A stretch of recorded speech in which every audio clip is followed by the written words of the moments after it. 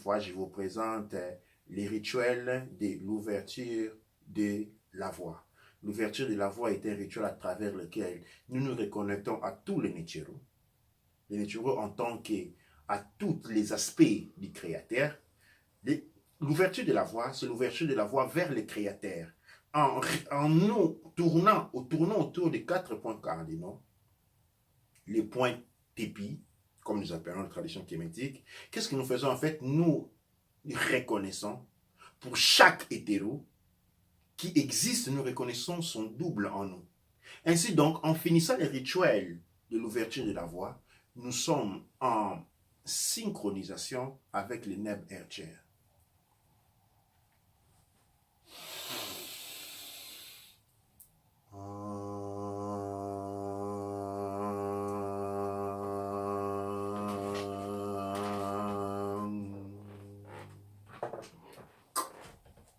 Anatrak Hembekhet, Nuk Hembekhet, Anatrak Api, Nuk Api, Duanecher.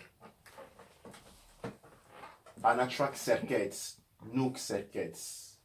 Anatrak Kepsernouf, Nuk Kepsernouf, Duanecher. Anatrak Ast, Nuk Ast. Anatrak Amset, Nuk Amset, Duanecher. Anatrak Nitz, Nuk Nitz. Anatrak Domotef, Nuk Domotef, Duanecher. Anatrak Nutz, Nuk Nutz. Anatrak Geb, Nuk Geb, Duanecher. Anatrak Shu, Nuk Shu. Shu, Shu, Shu, Shu, Nuk Shu.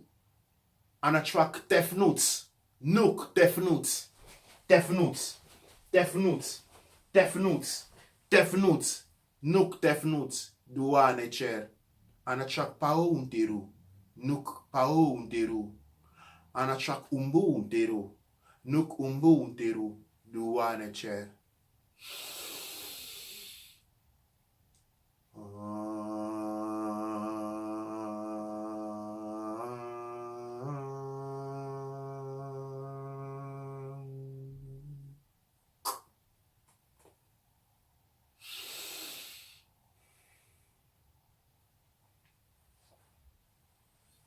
Iti M per Ankh MTUT. Soyez les bienvenus dans la maison de vie, dans les sanctuaires de la culture noire kémétique. Merci pour être avec nous pendant notre lecture, pendant notre présentation. Ceux qui ont des questions peuvent nous communiquer les questions. Nous n'avons pas les moyens de téléphone pour parler directement avec vous. Nous commençons avec les moyens avec lesquels nous avons. Si on a des questions, on peut écrire directement. Les questions vont être communiquées et nous allons pouvoir répondre, ou commenter ou interagir avec vous dans l'esprit de l'amour, de condiffusion, dans l'esprit de la synchronisation, de l'esprit de la maths, l'harmonie, justice et équilibre. Aujourd'hui, je voulais parler, j'ai écrit quelque chose pour vous. Mais quand je me retrouve ici, il y a quelque chose d'autre qui arrive comme une connexion avec laquelle je voudrais vous partager. Nous sommes aujourd'hui dans les érections, dans la phase de la résurrection de la journée cosmique. Une des choses les plus importantes, nous devons apprendre à respecter notre identité culturelle. J'ai insisté à manger selon notre identité culturelle, à nous vestir comme notre identité culturelle, à reconnaître, à nous voir en tant que nous, et non plus comme quelque chose, comme un esclave. Généralement, c'est ça les mots, même s'il est lourd à comprendre. Ici, je vais parler d'un élément très important qui est la culture. C'est quoi la culture? Dans le mot culture, nous avons agriculture. Agriculture. Ça dit culture, ce n'est pas un état. Ça, c'est ma culture. Non, c'est un processus. Ce n'est pas un état des choses. culture Congo. Qu'est-ce que cela signifie culture Congo? Qu'est-ce que cela signifie culture Zoulou, culture Bamilenke, culture Soninke, culture Tosa? En fait, culture signifie tout simplement les mécanismes dans lesquels on est imprégné pour devenir. On est dans la culture Congo, c'est-à-dire on est cultivé en tant que Congo pour produire des fruits Congo. On est dans la culture Somilenke, Bamilenke, Tosa, ainsi de suite. Ce n'est pas donc une étiquette à se dire, écoute, moi je suis de la culture Bamilenke et voilà. Non, c'est une école, c'est un processus, on est élevé. La culture doit avoir un calendrier parce que la culture est liée à la spiritualité. La spiritualité, c'est un parcours d'aboutissement. Le parcours d'aboutissement de la culture a besoin de la spiritualité a besoin d'un véhicule. Et son véhicule, c'est la culture. On cultive quelque chose. Qu'est-ce qu'on cultive? On cultive la spiritualité. Mais on cultive ça où? Dans le monde. À ce moment-là, on se demande à travers quels instruments? Les instruments et l'éducation. L'éducation et la religion sont la même chose. C'est comme ça, quand vous voyez par exemple dans le monde de l'école, quand vous avez affaire avec les prêtres catholiques, vous avez l'église et l'école. Parce que les deux entités ont toujours été un. La religion est la place de l'éducation. Quand on a divisé la religion de l'éducation, on a fait l'éducation est devenue quelque chose pour plager la conscience de la personne, non plus la faire évoluer en lui, mais la faire évoluer à l'extérieur de lui pour en faire un produit d'esclavage. Donc, je récapitule un peu, ça c'est juste une introduction. Quand on parle de la religion, on parle d'un instrument. La religion est un instrument qui sert à quoi? La religion est un instrument qui sert à la culture. Culture en tant que véhicule de la spiritualité insérée à l'intérieur dans le monde. Donc le monde est cultivé, tout comme l'on cultive les maïs. On a besoin d'un calendrier. Pourquoi? Parce qu'il faut savoir à quel moment les graines de maïs sont acceptables par la terre. Il faut comprendre son cycle annuel de croissance pour arriver à la récolte. Tel que le Muntu est cultivé. La conscience du Muntu est cultivée dans son habitat, dans le Muntu en tant qu'esprit et le point de récolte et les véhicules. Le corps physique et les véhicules de la conscience du Muntu. Cette conscience est cultivée. Et nous devons apprendre à nous retrouver dans tout cela. La culture du monde passe à travers les 11 lois de l'esprit. Et nous devons comprendre la nature des 11 lois de l'esprit. Mais ici, la chose la plus importante pour laquelle je voulais attirer votre attention est ce que nous appelons aujourd'hui culture noire. La culture noire, aujourd'hui, n'est pas une culture. Oui, elle est une culture, mais c'est une culture du mal. On cultive la colonisation dans le monde.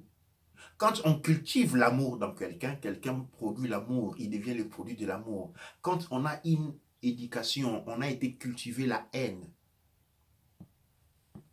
on produit le mal. Pourquoi je parle de haine?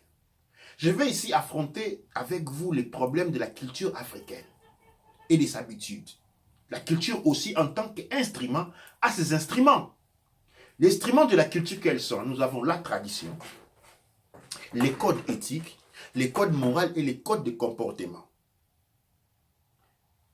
Rentrons dans la question, par exemple, les codes de comportement. Pourquoi je dis qu'on a hérité une culture? La culture que nous avons aujourd'hui en tant qu'Africains n'est pas une culture noire. Elle est une culture africaine, bien entendu. Mais une culture africaine en tant qu'Africain soumis, c'est une culture esclavagiste qui produit beaucoup de mal. Un des exemples est le suivant. Rentrons dans les thématiques des mariages. Mon frère d'enfance, Ipenda, m'avait posé la question quand on a parlé de l'enfance. Il m'a posé la question sur les mariages. Okay. Maintenant, aujourd'hui, je m'engage à prendre des jeunes filles africaines. Je leur pose la question.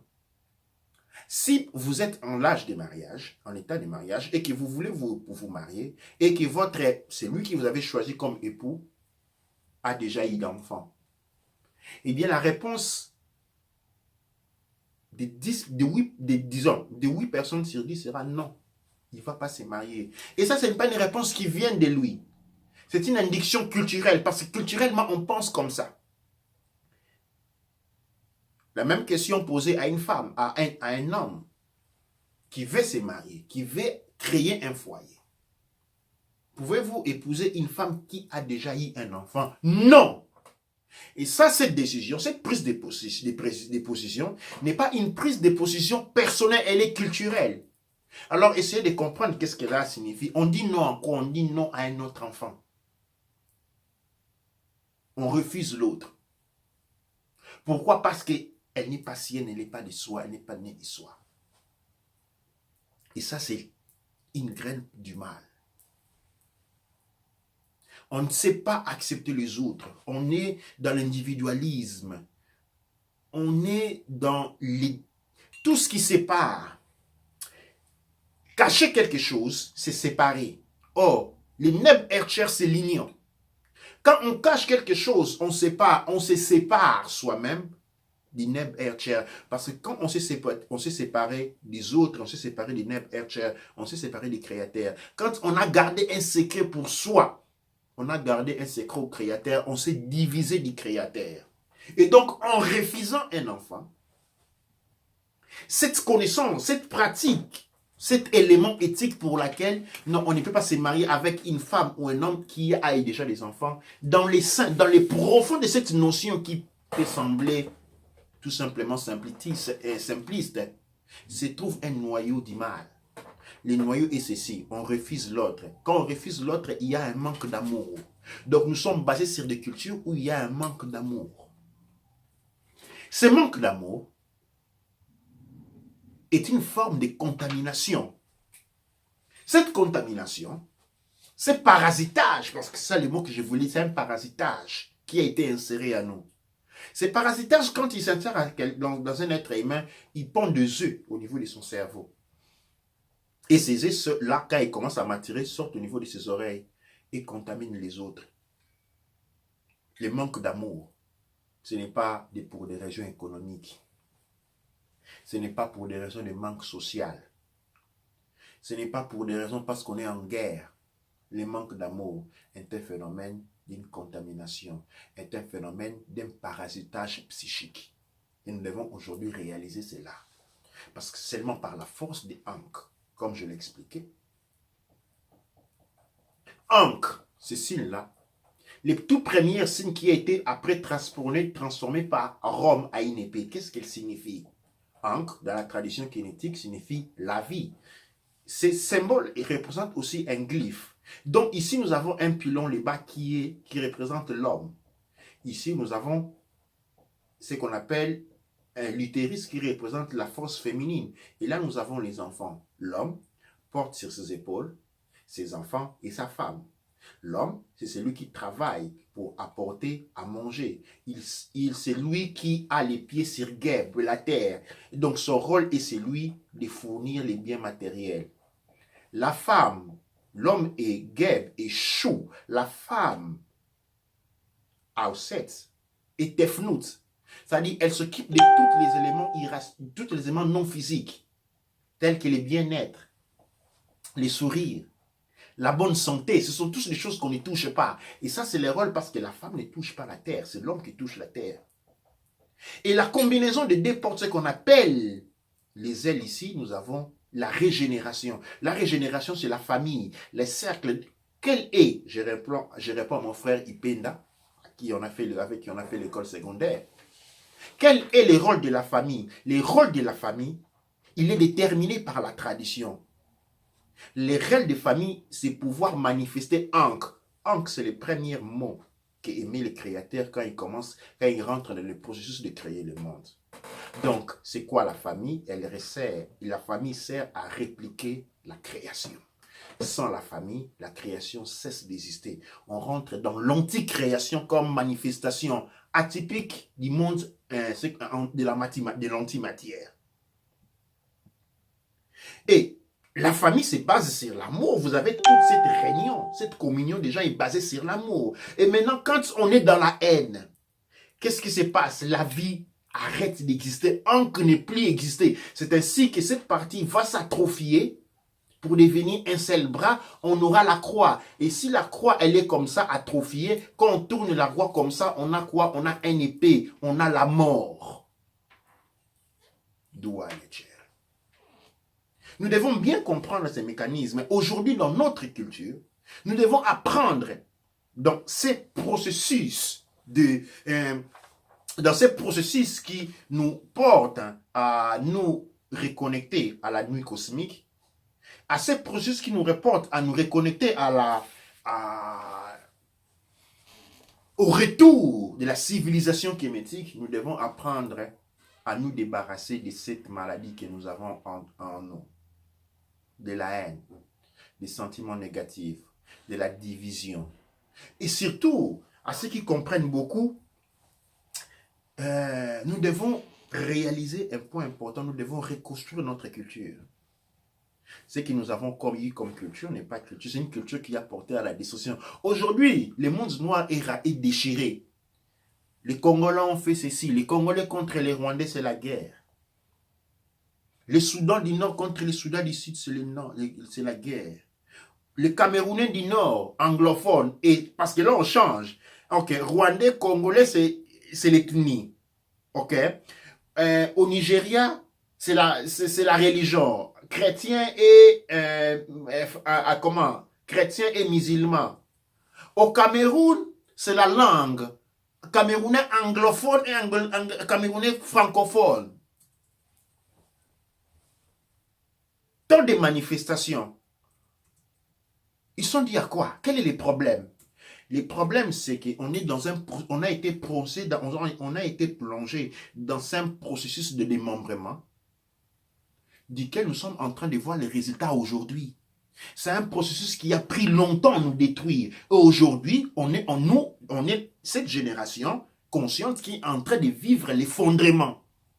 Mais l'effondrement de quoi? L'effondrement de Ankh. Mais cet effondrement a des aspects positifs. Parce que c'est le monde de la nuit qui est en train de finir. Et nous devons nous débarrasser de ces éléments. Nous devons créer des cultures basées sur les solaires, les disques solaires. Nous devons créer des cultures basées. Nous devons nous inspirer des éléments de bonté, de la maths pour créer des cultures positives.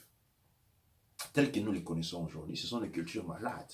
Où l'on confond l'amour avec les intérêts. Où aujourd'hui encore, on vend les femmes. Hein? La femme est restée comme typiquement définie dans le monde chrétien, un objet de vente. On demande une facture. Chacun vend ses leçons. Non, c'est pas une facture. C'est comment? Quand vous mariez votre fille, comment vous dites?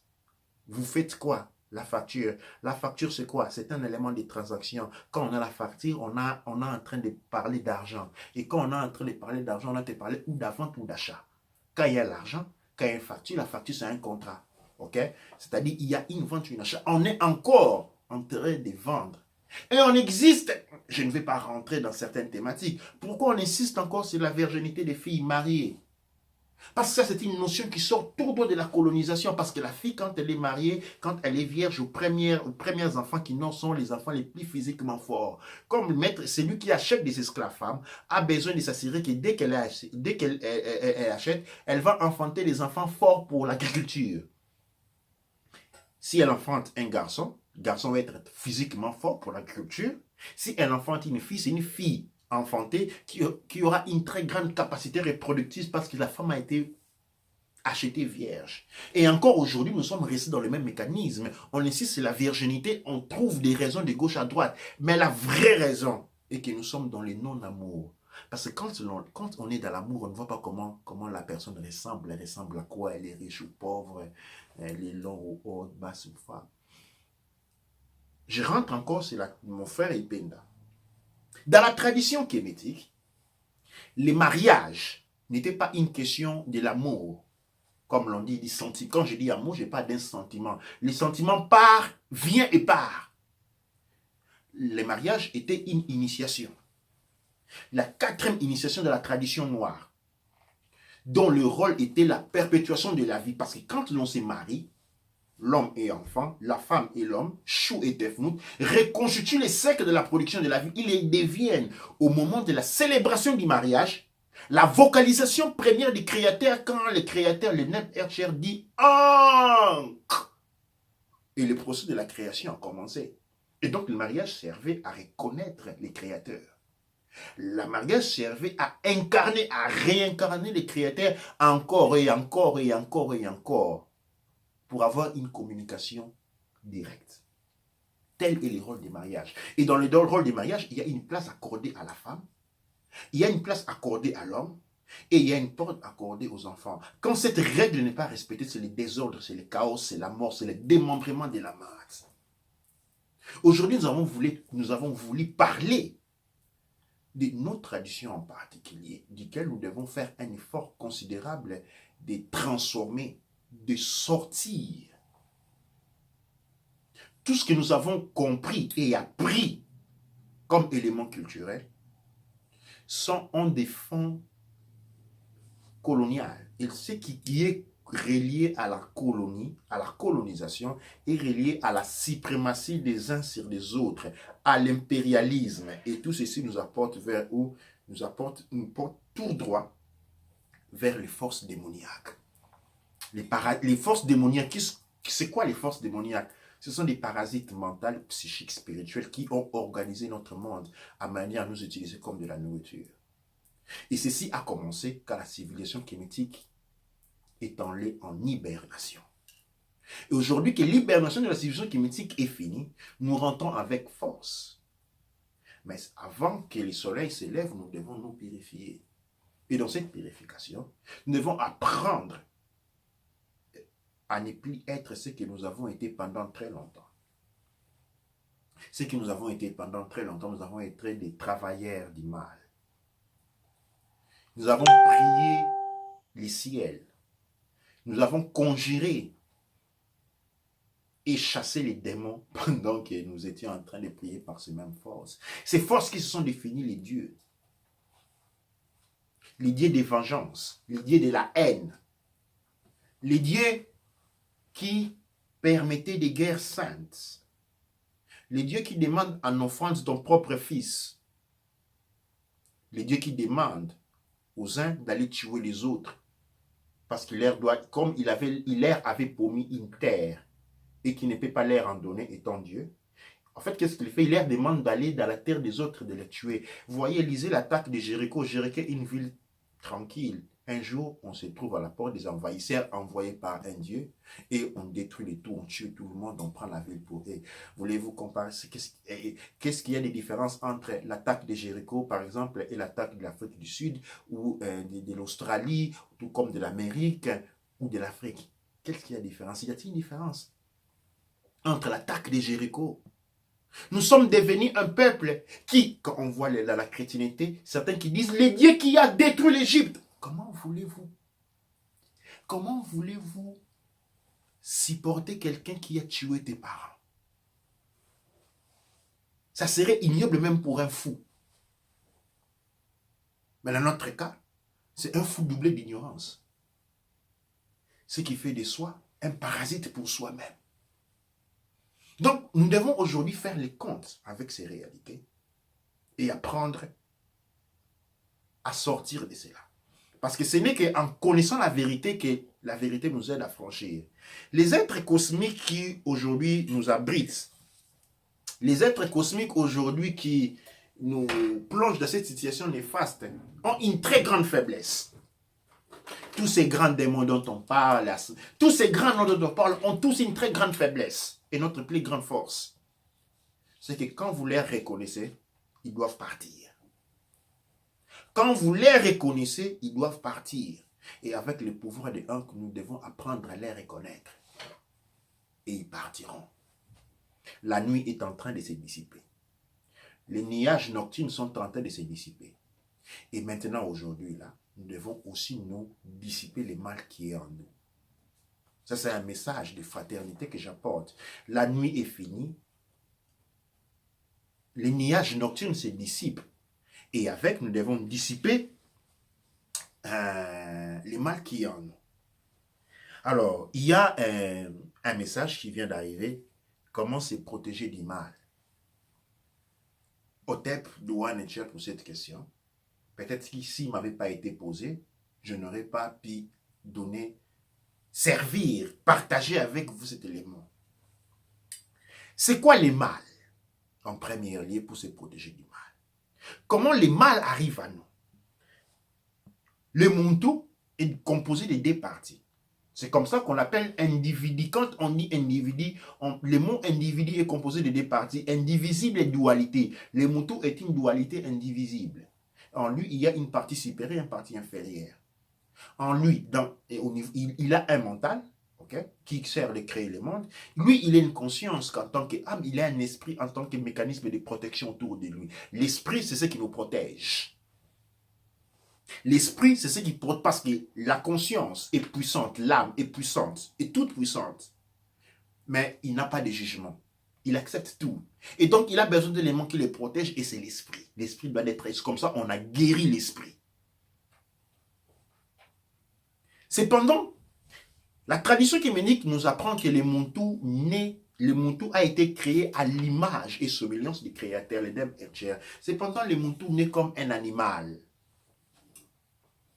Ça signifie quoi animal? Animal, le chien n'est pas un animal. Le chien, ou le cheval, ou le léopard, est une expression de l'esprit du créateur. Les reines minérales, les reines animales et végétales font une expression, ils constituent l'esprit du créateur. Le Muntu, par contre, lui, est un véhicule de la conscience du créateur. Je retourne encore bien dans la création, le monde minéral, le monde végétal et le monde animal représentent l'esprit du créateur. Les Muntu, par contre, c'est-à-dire, ils sont un instrument à travers lequel se véhicule l'esprit du créateur. Le Muntu, lui, est un instrument à travers lequel est véhiculée la conscience, l'âme du créateur. Cependant, quand il naît comme un animal. Ça signifie quoi animal? Animal signifie animé. Animé par quoi? Animé par les émotions. Quand l'on est de 0 à 14 ans, on est animé par les émotions. Quand l'enfant a faim, il pleure. Vous ne pouvez pas lui raconter d'être calme.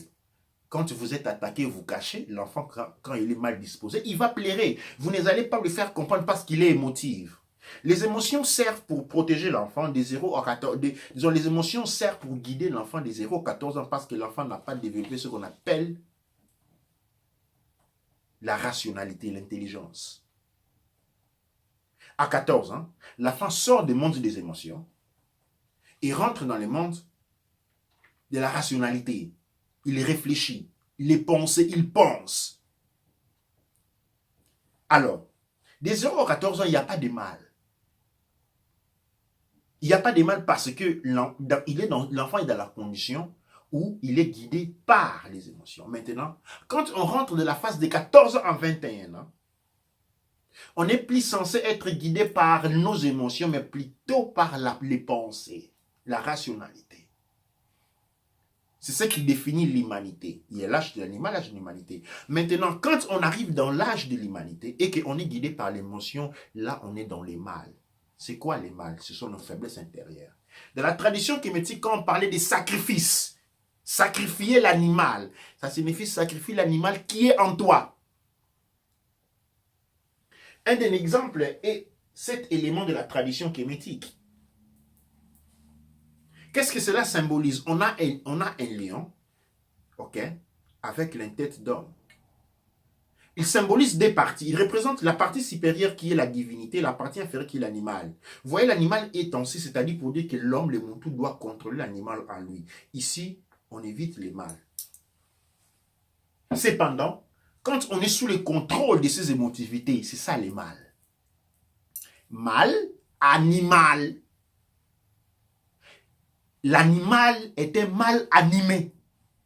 Animé, anime, mâle. Le mâle est un, disons, l'animal est un mâle animé. L'animal, ce mâle est représenté par nos émotivités, nos désirs. C'est ce qui nous porte à commettre des mal, à commettre des fautes, à tricher, à voler, parce qu'on est contrôlé par les mâles.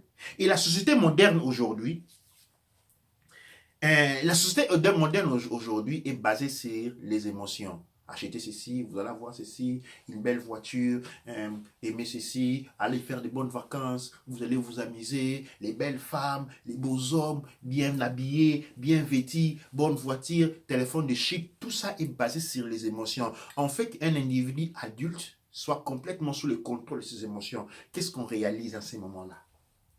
On réalise un monde complètement basé sur le mal.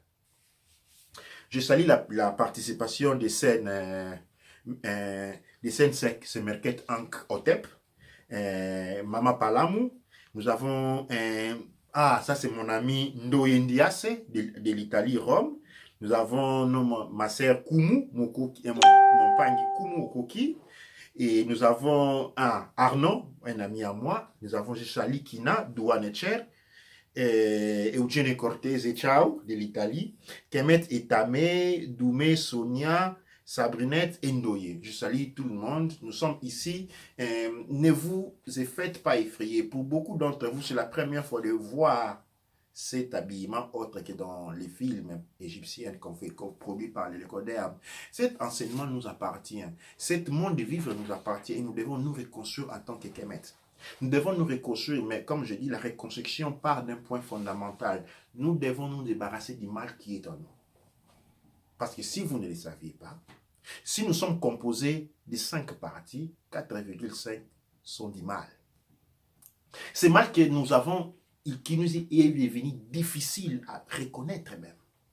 Et c'est mal que nous devons épirer de nous.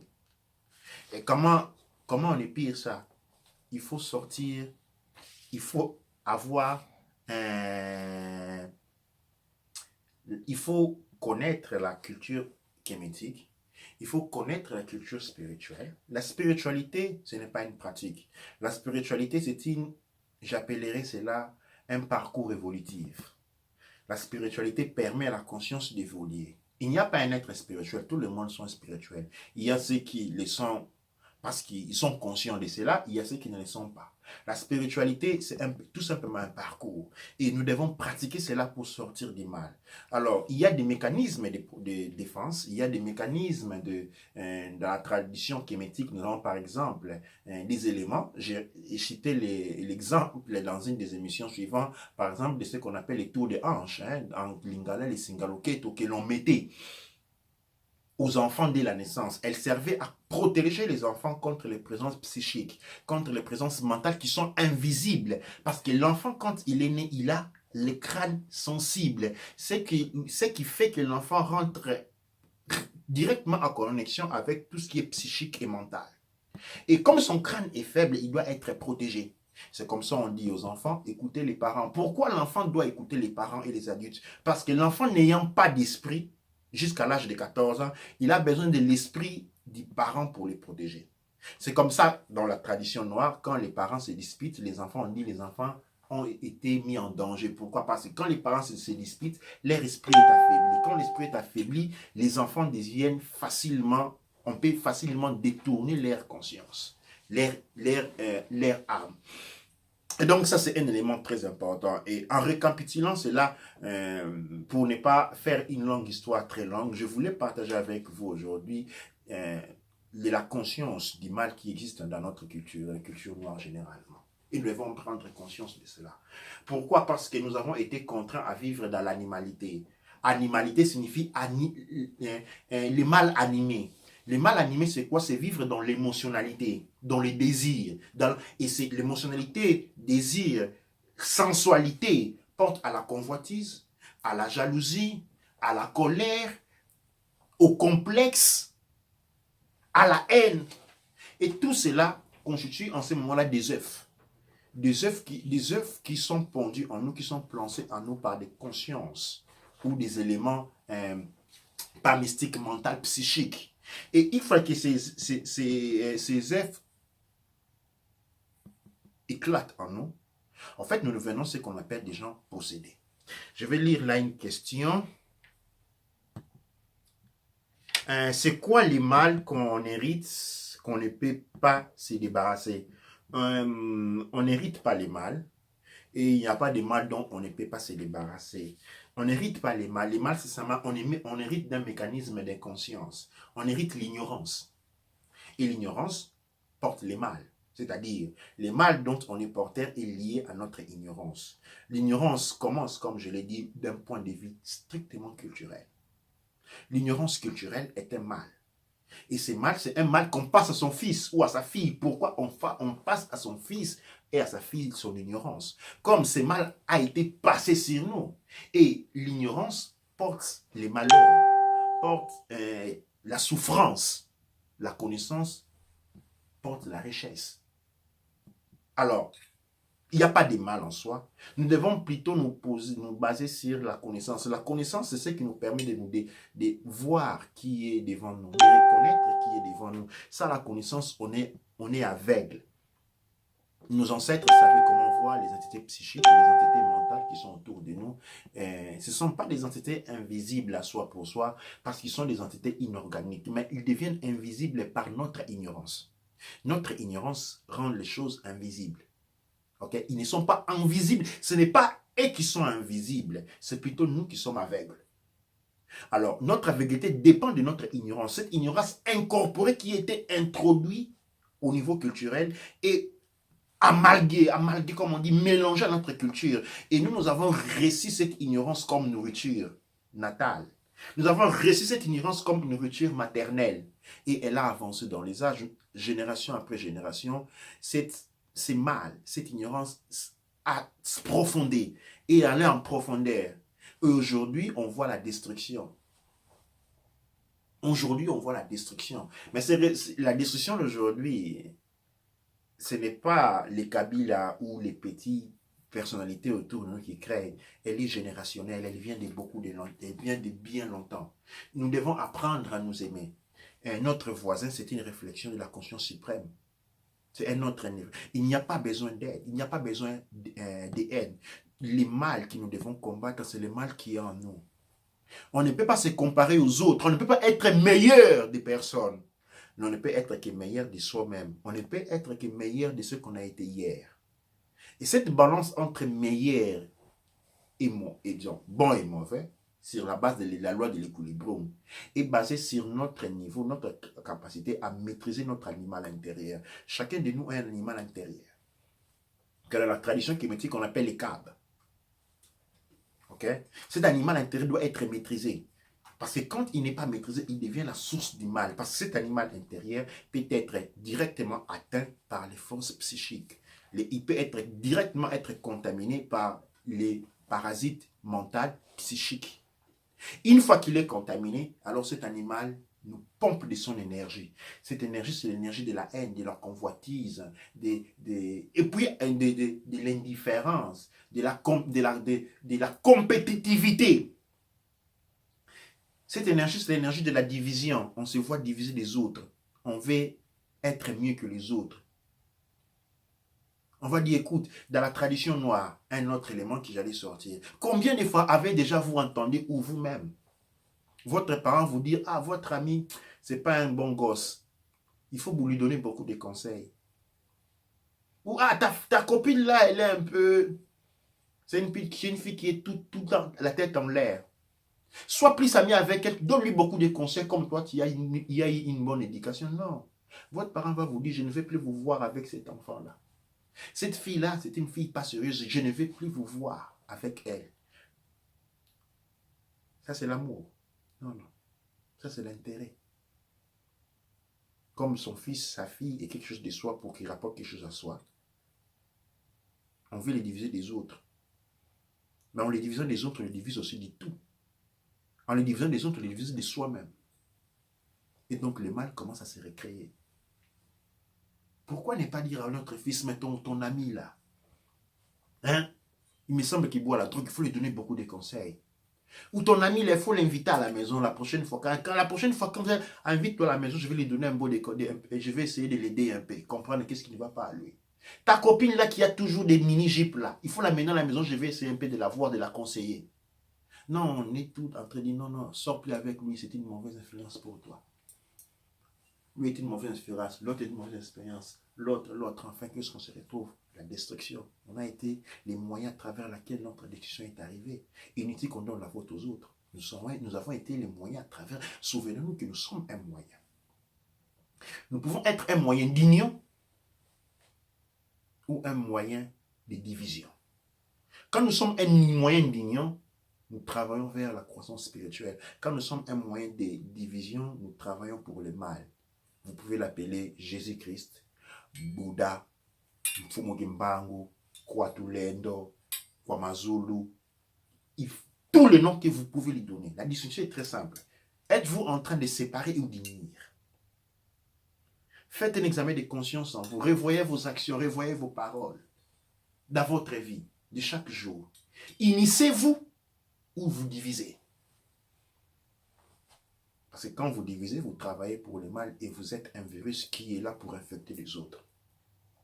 Parce qu'à votre tour, vous avez été infecté par le même mal qui y est arrivé à vous par votre tradition, par votre culture, la nôtre culture. C'est une culture que nous n'avons pas héréditée, mais une culture qui nous a été passée par imposition. Depuis la première invasion des Kemet, à 430 par les peuples hittites. Le peuple hittite, c'est l'ancêtre des Germaniques et des Indo-Européens. Pour aujourd'hui, je pense que j'ai été assez long, je vais m'arrêter aujourd'hui. Notre sermon et notre époux qui d'aujourd'hui était basé sur l'essence de la reprise de l'amour pour pouvoir reconstruire notre civilisation. Nous devons faire travailler, je vais lire ici une question. Les contrôles de ces mâles passent par le contrôle de notre mental. Oui, absolument. Pas tellement du mental, mais des émotions. Hein? Les émotions ne sont pas nos amis. Quand nous les définissons, ah, moi je m'appelle Toto Kalambay. Comment vous êtes? Moi je suis plutôt curieux. Une émotion. J'aime pas les choses, j'aime les couleurs. Ma couleur préférée c'est le rouge. Émotion. Bon, moi je suis plutôt triste. Émotion. L'on se définit par rapport à les émotions. Et quand on se définit par rapport à l'émotion, il faut savoir que vous êtes défini par rapport au mal. Et vous devenez un agent du mal par les biens même. Comment on devrait se définir? Cependant, je répète, les émotions sont mauvaises quand on passe l'âge de 14 ans. Quand on passe l'âge de 14 ans à 21 ans, on est guidé par la raison. De 21 ans après, on est guidé par la conscience. C'est ainsi qu'on devient un être. Parce qu'il dit conscience divine. C'est comme ça, à 21 ans, on s'est marié. Quand on s'est marié, c'est-à-dire il y a conjonction entre Shu et Tefnut. Et Shu et Tefnut, quand ils se créent, quand ils se conjuguent, on crée ce qu'on appelle Amon-Ra. C'est-à-dire on devient un divin. Nous devons comprendre ces passages-là. Il y a des 0 à 14 ans, de 14 ans à 21 ans, de 21 ans au-dessus. On part. Et donc, le mental, nous existons dans le mental du Neb Ercher. Cependant, notre mental à nous, c'est ce qui nous permet de créer le monde autour de nous. Nous allons voir ça plus tard quand nous allons effronter la question du pouvoir de la création. Nous créons du créateur. Du Neb Ercher, nous avons réussi le pouvoir de créer à travers notre mental. Notre mental, c'est notre instrument de puissance que nous possédons tous. Mais cependant, pour pouvoir exercer cet instrument dans les meilleures des façons, nous devons être reliés. Notre mental doit être relié à notre conscience. Et notre mental ne doit pas être relié à nos émotions, à nos désirs, à nos sensations et à notre sensualité. Les égrégores manipulés, notre question, les égrégores manipulés par les forces occultes négatives. Alors, force occulte signifie c'est quelque chose qui est caché. Ce qui est caché, c'est ce qui divise, les mal. Les égrégores, c'est une question différente. Tout le monde parle des égrégores. Les égrégores sont des consciences. C'est-à-dire les Muntu, comme je dis, a les pouvoirs créateurs qui lui découlent de son mental, qui devrait être le mental du créateur. Mais quand on est possédé, dans le cas de 99% des êtres humains, on obtient les mentales des planeurs, des dragons, ce que nous appelons les divinités. à tort, patati. Il y a une très bonne réponse qu'une de mes sœurs, Douane Etcher, m'a écrit en défiant quand on parle Athènes, la déesse de la guerre, l'autre déesse de la jalousie, l'autre déesse. On est en train de parler quand on parle de la mythologie ou des panthéons de divinités grecs, romains, quand on voit les karaté, les bacs, les biens des ivrognes. On est en train de parler des vices, c'est-à-dire les 70 des esprits des sept déroutés. Alors, quand on a réussi un mental négatif, quand on est possédé, quand on est contaminé, quand on est parasité, à travers les pouvoirs mentaux qu'on a reçus des parasites, on peut créer des égrégores. Les égrégores sont des consciences collectives concentrées, c'est-à-dire dans un pays où tout le monde a été possédé par exemple, parasité par Bac, la divinité de l'ivrognerie. Cette divinité, pour fonctionner, a besoin d'un lien de contact, d'un point de contact, parce qu'il est inorganique. Il doit pouvoir interagir avec un monde organique. C'est maintenant, tous les sous-là, quand ils se rencontrent, cette ivrognerie-là crée une conscience qui lui permet, mais comme point de contact avec vous, parce que ces entités-là consomment votre énergie. Alors, il a besoin d'une cuillère, d'une porte, et l'égrégore, c'est une porte. L'égrégore n'est pas à votre avantage. Dans ce cas spécifique, l'égrégore sert l'entité de pouvoir entrer en contact avec vous et de consommer. En échange, c'est-à-dire, il y a une philosophie là derrière qui est beaucoup plus grande. Ces entités maintenant, qu'est-ce qu'ils font? Ils vous procurent quelque chose. Et c'est comme ça, souvent,